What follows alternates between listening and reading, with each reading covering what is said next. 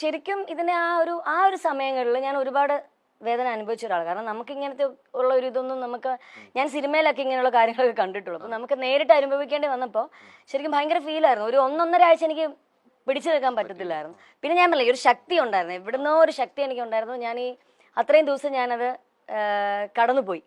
പക്ഷെ അതിനുശേഷം ഈ പറഞ്ഞ പോലെ വന്ന് പല സ്ഥലങ്ങളിലും എന്നെ ഒഴിവാക്കേണ്ട സാഹചര്യങ്ങൾ എനിക്ക് ഉണ്ടായിട്ടുണ്ട് ഇതിന്റെ പേരിൽ. ഇപ്പം ഓഫേഴ്സ് ആണെങ്കിലും സീരിയൽ ആണെങ്കിലും ഒക്കെ ഇങ്ങനെ ഇതിന്റെ പേരിൽ പല സ്ഥലത്തും എന്നെ ഒഴിവാക്കിയിട്ടുണ്ട്. ജയിലിൽ കിടന്ന ആളെയൊക്കെയാണ് സീരിയൽ അഭിനയിപ്പിക്കുന്നത്. ആ ഒരു ടോക്ക് വരെ ഇതൊക്കെ ഞാൻ ഓൾറെഡി കേൾക്കുന്ന കാര്യം, എനിക്ക് തെളിവുണ്ട്. കാരണം ഇത് മറ്റുള്ളവർ പറഞ്ഞല്ല, ഞാൻ കേട്ടോണ്ടിരിക്കുന്ന. അപ്പൊ അങ്ങനെ ഒത്തിരി സ്ഥലങ്ങളിൽ എന്നെ ഒഴിവാക്കിയിട്ടുണ്ട്. അപ്പൊ അതൊക്കെ ശരിക്കും ഭയങ്കര പെയിൻഫുൾ ആയിരുന്നു എന്നെ സംബന്ധിച്ച്.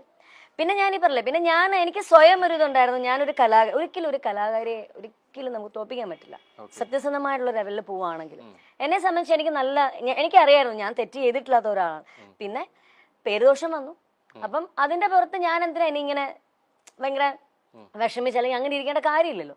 നമ്മളെ ഒരു തൊഴിൽ കയ്യിലുണ്ട്, നല്ലൊരു തൊഴിൽ, നല്ലൊരു കുഞ്ഞുങ്ങളെ പഠിപ്പിക്കാനുള്ള ഒരു അധ്യാപികയാണ്, സ്വന്തമായി പെർഫോം ചെയ്ത് ഇതെല്ലാം ഉള്ളതുകൊണ്ട് നമ്മൾ ആരും പേടിക്കേണ്ട കാര്യമില്ല. നമ്മൾ തെറ്റ് ചെയ്തിട്ടില്ല. ആ ഒരു ധൈര്യത്തോടുകൂടി തന്നെയാണ് മുന്നോട്ട് പോയത്. നമ്മൾ പലപ്പോഴും അഭിനേത്രിയാകുമ്പോൾ വേഷങ്ങളിലൂടെ പല രീതിയിലേക്ക് നമ്മൾ കാണാത്ത കേട്ടുകേൾവി മാത്രമുള്ള രംഗങ്ങളിലൂടെ പോകേണ്ടി വരും, അല്ലെ? വേഷങ്ങളിലൂടെ പോകേണ്ടി വരും. പക്ഷെ ഒരു ജയിൽ ജീവിതം എന്നുള്ളത് നമ്മൾ വിദൂര സാധ്യതയിൽ പോലും ഒരിക്കൽ പോലും കാണാത്തതാണ്, അല്ലെ? നമ്മൾ സിനിമയിലൂടെ മാത്രം, പക്ഷെ വേഷങ്ങളിലൂടെ മാത്രമേ സാധ്യത. അവിടെ വരുന്നത് ഇതിങ്ങനെ ജീവിച്ചു തീർക്കണു. നമ്മൾ കണ്ട സിനിമയിലോ അല്ലെങ്കിൽ നമ്മൾ കേട്ടതല്ല, അതിന് അപ്പുറത്തേക്കൊരു നമ്മൾ സിനിമയിൽ കാണുന്ന ഒരു ഇതേ അല്ല ആക്ച്വലി. അങ്ങനെയുള്ള ഒന്നും ഇല്ല സിനിമയിൽ നമ്മൾ കാണുന്ന. അവരെ ബുദ്ധിമുട്ടില്ല. നമ്മളിപ്പോ സിനിമയിൽ കാണുമ്പോൾ അവരെ അടിക്കുന്നു, ഇടിക്കുന്നു, അങ്ങനെ ഇങ്ങനെ ഭയങ്കര ബുദ്ധിമുട്ടുകൾ അനുഭവം. പക്ഷെ ഇത് അങ്ങനത്തെ ഉള്ള ഇതൊന്നും ഉണ്ടായിരുന്നില്ല ജയിലിൽ. പിന്നെ എന്താണ്, നമുക്ക് പലതരത്തിലുള്ള സ്വഭാവമുള്ള പലതരത്തിലുള്ള ആൾക്കാരെ അവിടെ കാണാൻ പറ്റി. എന്നെ സംബന്ധിച്ച് കാണാൻ പറ്റി. പിന്നെ പലരുടെ വിഷമങ്ങൾ അതിനകത്ത് കിടന്ന് നമ്മള് നേരിട്ട് കണ്ടു. 49 ദിവസം ജയിലിലായിരുന്നു.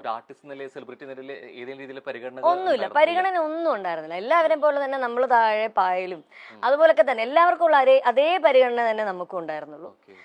പിന്നെ ഞാൻ പറയില്ലേ, കുറേ അവിടെയുള്ള എൻ്റെ കൂടെ തന്നെ. പിന്നെ എനിക്കൊരു ചെറിയത് ഉണ്ടായിരുന്നു വെച്ചാൽ എൻ്റെ കൂടെ ഒരാളെ ഉണ്ടായിരുന്നുള്ളൂ. ഒരുപാട് പേർക്കൊപ്പം അല്ലായിരുന്നു ഞാൻ ഉണ്ടായിരുന്നത്. അപ്പം എൻ്റെ കൂടെ ഒരു അമ്മ ഉണ്ടായിരുന്നു, ഒരു പ്രായമുള്ള ഒരു അമ്മയായിരുന്നു. അപ്പൊ ആ അമ്മയായിരുന്നു എൻ്റെ കൂടെ ഉണ്ടായിരുന്നു. പക്ഷെ അവരുടെ ജീവിത അനുഭവങ്ങളൊക്കെ കേൾക്കുമ്പോൾ ഒന്നും സംഭവിച്ചിട്ടില്ല. അതുപോലത്തെ ഒരു ഇതായിരുന്നു എൻ്റെ കൂടെ. അപ്പം കാരണം അവരുടെ വെറുതെ എന്തോ ഒരു ഇതുപോലെ ഒരു അലിഗേഷന്റെ പുറത്ത് അവര് ജയിലിൽ വന്നതാ. എന്നിട്ട് അവർക്ക് ജാമ്യം കിട്ടിയിട്ട് ഒരു കുറഞ്ഞത് 3-4 വർഷമായിട്ട് അമ്മ ആ ജയിലിൽ കിടക്കുക. അവരെ കിട്ടിയിട്ട്, കാരണം മോന് നാളെ വരും, മറ്റന്നാൾ വരും, ഇങ്ങനെ പ്രതീക്ഷിച്ചു കൊണ്ടുവരാൻ വരും എന്ന് പറഞ്ഞ് വിളിച്ചു പറയും. ഫോൺ വരും, അമ്മയ്ക്ക് ഫോൺ വരും, ഞാൻ ഇങ്ങനെ വരും, അമ്മ നാളെ വരും. അങ്ങനെ ഇവരിങ്ങനെ പ്രതീക്ഷിച്ചില്ല. 3 വർഷമായി. ഞാൻ ജയിലിൽ നിന്ന് ഞാൻ ഇറങ്ങുമ്പോഴും എന്നോട് പറഞ്ഞിട്ട്, മോളെ നാളെ വരും കേട്ടോ, എന്റെ മോൻ വിളിക്കാൻ വരും. അതൊക്കെ ഭയങ്കര നമുക്ക് സഹിക്കാൻ പറ്റില്ല. കാരണം ഇങ്ങനെ പ്രതീക്ഷിച്ചിരിക്കുക. പക്ഷെ അവർക്ക് വേണ്ട, ആ അമ്മ അവർക്ക് വേണ്ട. ഇല്ലെങ്കിൽ പിന്നെ ഇത്രയും നാളായിട്ട് എന്തുകൊണ്ടാണ് അത് അമ്മ അറിയുന്നില്ല. അങ്ങനെ ഉള്ള കുറെ പേരുണ്ട് അവിടെ. അപ്രതീക്ഷിതമാണ് എങ്കിൽ പോലും നമ്മൾ ചിലപ്പോൾ പറയും ഇത് കഴിഞ്ഞിട്ട് ഞാൻ അതിൽ ഉൾക്കൊണ്ട് അല്ലെങ്കിൽ പഠിച്ചൊരു പാഠമുണ്ടെന്നുള്ളത്. ശരിക്കും ഈ 49 ദിവസം എന്നുള്ളത് ഇപ്പൊ ഭയങ്കര കൂളായിട്ട് പറയുന്നുണ്ടെങ്കിൽ പോലും അന്ന് വല്ലാതെ തളർന്നു പോയിട്ടുണ്ടെന്നുള്ള കാര്യത്തിൽ ഒരു സംശയവും ഇല്ല, അല്ലെ? അതിൽ നിന്ന് ഉൾക്കൊണ്ടത് എന്തായിരുന്നു ശരിക്കും ഉൾക്കൊണ്ട പാഠം? അല്ലെങ്കിൽ അതിൽ ഉൾക്കൊണ്ട പാഠം ഇതായിരുന്നു, നമ്മള് ഈ പറഞ്ഞ പോലെ എന്നെ സംബന്ധിച്ച് ഓരോരുത്തർക്ക് ഓരോ രീതിയിലല്ല. എന്നെ സംബന്ധിച്ച് ഞാൻ പഠിച്ചൊരു പാഠം എന്ന് വെച്ചാൽ ഈ പറഞ്ഞ നമ്മൾ അധികം ആരെയും വിശ്വസിക്കരുത്. പിന്നെ രണ്ടാമത്, നമ്മള് തെറ്റ് ചെയ്തിട്ടില്ലെങ്കിൽ നമ്മൾ ഒന്നും പേടിക്കേണ്ടതല്ല, ദൈവം നമ്മുടെ കൂടെ ഉണ്ട്, നമ്മൾ മുന്നോട്ട് പോവാം. അതാണ് ഞാൻ പഠിച്ചൊരു പാഠം. ശരിക്കും ഈ കർമ്മ എന്നൊന്നുണ്ട് എന്ന് പറയും, അല്ലെ? ശരിക്കും നമുക്കൊപ്പം ചെയ്തവരില്ലെങ്കിൽ അങ്ങനെ ചെയ്തവർക്ക് തിരിച്ച് വരും എന്നുള്ളത്. ഈ ഒറ്റപ്പെടുത്തിയവരൊക്കെ പിന്നീട് വന്നു, ഇപ്പോഴും വരുന്നുണ്ട്. ഞാൻ സംസാരിക്കുന്നുണ്ട്.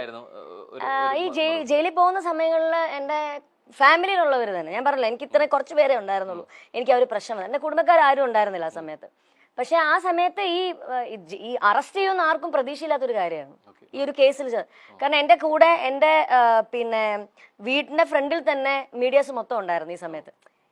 ചെറിയ റൂമർ കേട്ടു, അതിന്റെ ഭാഗത്ത് ഇവരെല്ലാവരും ഇങ്ങനെ ഉണ്ട്. അപ്പൊ ഞാൻ അവർക്ക് ആഹാരം കൊടുക്കുന്നു, ഞാൻ അവർക്ക് ചായ കൊടുക്കുന്നു, നമ്മുടെ മീഡിയാസിലുള്ള എല്ലാവർക്കും ഞാൻ ചെയ്യാറുണ്ട്. അത്ര ക്ലോസ് ആയിരുന്നു അവരൊക്കെ ആയിട്ട്. അപ്പോഴും ഈ അറസ്റ്റ് എന്നുള്ളത് പ്രതീക്ഷിക്കുന്നില്ല.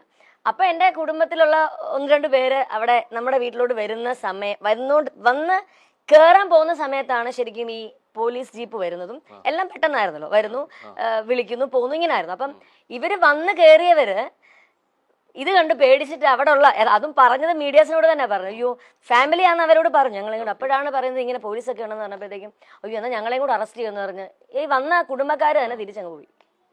അങ്ങനെ കുടുംബക്കാർ തന്നെ ഈ സമയത്ത് ആരും ഉണ്ടായിരുന്നില്ല. ഒരാൾ, ഞാനും എൻ്റെ അമ്മയും, ഞാൻ ജയിലിൽ പോയ സമയത്ത് അമ്മയും അമ്മുമ്മയും അമ്മയുടെ ആങ്ങളെയും മാത്രമേ ഉണ്ടായിരുന്നുള്ളൂ. പിന്നെ ഈ പേരൻസും ഇടയ്ക്കിടയ്ക്ക് വരുമായിരുന്നു, 2 ദിവസം കൂടുമ്പോൾ അവരെ അമ്മയുടെ അടുത്ത് വരുമായിരുന്നു സംസാരിക്കാനും ഒക്കെ ആയിട്ട്. അല്ല ഒരൊറ്റ കുടുംബക്കാരുണ്ടായിരുന്നില്ല. പക്ഷെ ഇപ്പോ ജയിലിലൊക്കെ നിന്ന് ഇറങ്ങി വന്ന് സ്കൂളുകളിലൊക്കെ ക്ലാസ് എടുക്കാൻ പോയി, പ്രോഗ്രാംസ് ഒക്കെ ചെയ്യാൻ തുടങ്ങി. കുറച്ചും കൂടെ പഴയതിലും എനിക്ക് തോന്നുന്നു കുറച്ചും കൂടെ ഒന്ന് ആക്റ്റീവായിട്ട് വന്നപ്പോൾ ഈ പേടിച്ച് വന്നവരൊക്കെ ഇപ്പൊ തിരിച്ചു വരുന്നുണ്ട്, സംസാരിക്കുന്നുണ്ട്. ഞാനും അതനുസരിച്ച് നമുക്കും പ്രശ്നമൊന്നുമില്ല, നമ്മൾ സംസാരിക്കുന്നു, അങ്ങനെ പോകുന്നു. ഇപ്പൊ മനസ്സിലായി ആരൊക്കെ ഉണ്ടായിരുന്നു ഈ സമയത്ത്, ആരൊക്കെ നമ്മുടെ കൂടെ ഉണ്ടായിരുന്നു എന്നുള്ളത് നമുക്ക് മനസ്സിലായി. ഈ ഒപ്പമുള്ളവർ ആരൊക്കെ ആയിരിക്കും ഉണ്ടാവുന്ന തിരിച്ചറിയണമെങ്കിൽ നമ്മളൊരു പ്രതിസന്ധിയിലെത്തിയെങ്കിൽ മാത്രമേ അറിയാൻ പറ്റൂ. അത് കൃത്യമായിട്ട് തിരിച്ചറിഞ്ഞു. ഈ ഭയങ്കരമായിട്ട് നമ്മൾ ചിലതൊക്കെ ഉണങ്ങിപ്പോയി കഴിഞ്ഞാലും ഈ മനസ്സിൽ കേട്ട ഈ കോറൽ ഇത് ഉണങ്ങാതെ അല്ലെ കെടുക്കുമെന്ന് പറയാറുണ്ട്. എന്നെ സംബന്ധിച്ച് അങ്ങനെയൊന്നും ഇല്ല. ഞാൻ ആ സമയത്ത് അങ്ങനെ അനുഭവിച്ചു, എന്റെ ഗ്രഹപ്പഴ സമയത്ത് ഞാൻ അനുഭവിച്ചു, അത് കഴിഞ്ഞു, അത്രേ ഉള്ളൂ. പിന്നെ ഞാൻ അത് ഇങ്ങനെ അങ്ങനായി ഇനി അവർക്ക് അങ്ങനെയൊന്നുമില്ല, ഞാനത് മനസ്സിൽ നിന്ന് വിട്ടു. ഈ ടെക്നോളജി എത്ര വളരുന്നു അത്രയും നല്ലതാണെന്ന് പറയും. ഈ നാണയത്തിന്റെ ഇരുവശം പോലെ ഇത്രത്തോളം ഡെവലപ്പ് ചെയ്യുന്നതിനപ്പുറത്ത് ചില മറുവശങ്ങൾ കൂടിയുണ്ട്. അത് അറിഞ്ഞിട്ടുള്ള വ്യക്തി കൂടിയാണ് അല്ലെ. പല രീതിയിലേക്ക് എന്നുള്ള രീതിയിലേക്കാണെങ്കിൽ പോലും, ഇപ്പൊ വീഡിയോ ആണെങ്കിലും സെർച്ച് ചെയ്യണമെങ്കിൽ പോലും, മോർഫിക്കിന്റെ ആണെങ്കിൽ പോലും ബാക്ക് ടു ബാക്ക് എങ്ങനെയാണ് ഇത്രത്തോളം പ്രശ്നങ്ങൾ തരണേ ദൈവമേ എന്നത് എവിടെയൊക്കെ നമ്മൾ മനസ്സുകൊണ്ട് ഉള്ളൊരു ചോദിക്കും. ശരിക്കും പറഞ്ഞാൽ ഞാൻ ഇതുപോലെ എന്റെ ഒരു ജീവിതം തന്നെ വേണമെങ്കിൽ ഒരു ബുക്കാക്കാം, കാരണം അതുപോലുള്ള കാര്യങ്ങളുണ്ട് തുടക്കം തൊട്ടുള്ള കാര്യം. അപ്പം അന്ന് ഇതുപോലെ മോർഫിങ്ങിന്റെ കേസ് ഇതുപോലെ വന്നു, ഞാൻ തന്നെ കണ്ടിട്ട് ഞെട്ടിപ്പോയി. ഞാൻ തന്നെയാണോ എന്ന് ചിന്തിക്കരുത്, കാരണം നമുക്കറിയാമല്ലോ. അപ്പം അതിങ്ങനെ വന്നു, ഈ പറഞ്ഞ പോലെ എന്നെ പക്ഷെ ആരും വിളിച്ച് ചോദിക്കാല് ഇങ്ങനെ അങ്ങനെയൊന്നും ആരും എന്നെ ചോദിക്കുകയോ ഒന്നും ചെയ്തിട്ടില്ല. ഞാനിങ്ങനെ ഒരാൾ പറഞ്ഞറിഞ്ഞു, ഞാനത് കണ്ടു, ഓക്കെ എന്റെ അല്ല, വിട്ടു. ഈ പല ആക്ടേഴ്സിന്റെ ആണെങ്കിൽ പോലും ഇതുപോലെ വരുന്നുണ്ട്. ശരിക്കും ഇത് ഇത്രത്തോളം സാധ്യതകളെ കുറിച്ച് അറിയുകയും ചെയ്യാം.